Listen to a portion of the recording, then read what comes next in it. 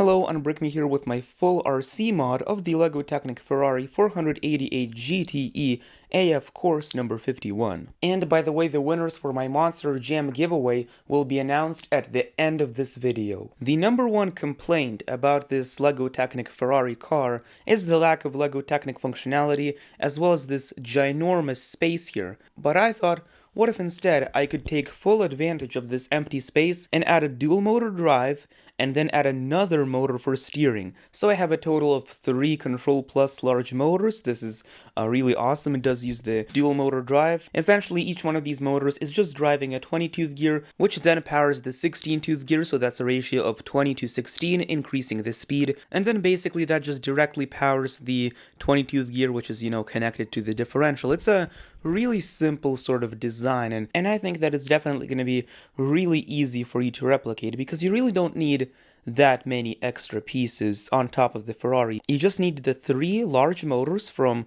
Powered Up, and you also need the Powered Up main hub. Just connect them using some LEGO Technic beams and some of these L-shaped beams. And that's really it. You don't need that many more pieces. But I'm also really proud of the way I've done the steering here on the car, because as you can see, I did not sacrifice the steering wheel functionality. Every time you use the motor to steer the wheels, the steering wheel also turns, so that is really cool. If you're enjoying this video so far, then make sure to click that subscribe button. The very next video I'm releasing will be all about the LEGO Technic top 10 LEGO Technic functions that have not been implemented yet into any LEGO Technic sets, so make sure to stay tuned. But essentially, normally without the motor, you just had this axle here, which was connected to an 8-tooth gear. And I just basically extended that axle and then put a motor there. It's really simple, it's really effective, and it was just really easy to make this modification simply because it had so much empty space at the bottom. It's almost like the car is designed to be modified, but they don't provide the instructions on how you can modify it yourself. So you kind of have to figure that out for yourself. A lot of people did complain about the car that the suspension is a little too high, and for a racing car, yes, that is definitely the case.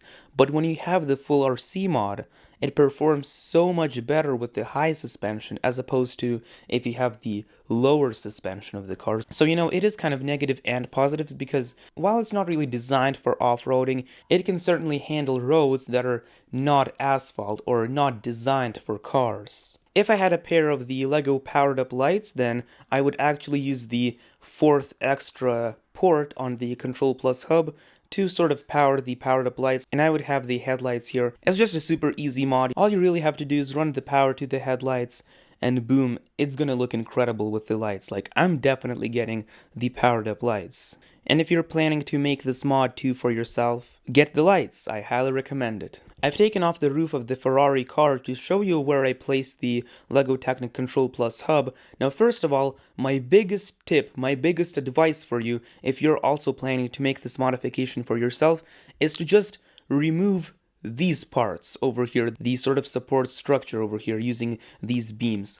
Get rid of that, and instead of that, you add the dual motor drive, the motor for the steering, and you also have space to put the Control Plus hub. What I really appreciate about the LEGO Technic Control Plus hub is that it actually has the receiver built into sort of the battery box of the hub. That is really, really cool, because previously with the power function system, you had a battery box and you had to run external infrared receivers, so you had to place them somewhere outside the car, and that would generally ruin the look of the car. But in this case, you don't have to modify the shaping of the car, you don't have to do any of that, simply because the receiver is built into the LEGO Technic Control Plus hub, which is really cool. In my opinion, purely for modification, not for building your own LEGO Technic creations, but purely for modification, the Powered Up system is a little bit better than the power function system, simply because the receiver, for one, is built into sort of the battery box of the whole thing, and of course you don't have to use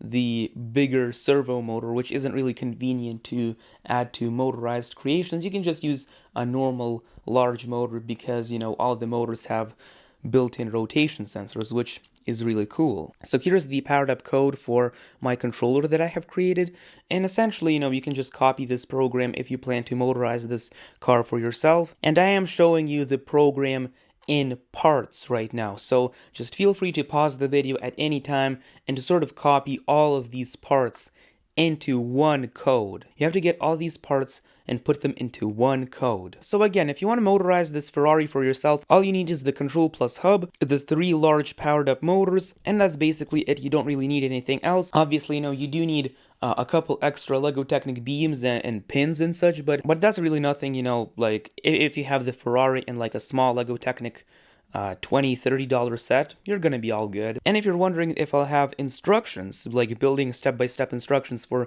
motorizing the Ferrari, then check back to this video on January 7th. On January 7th, I'm updating both the pinned comment and the description to have a link to a file which will be the free instructions on how you can motorize this set for yourself. Alright, so let's announce the 2 winners for my Monster Jam giveaway.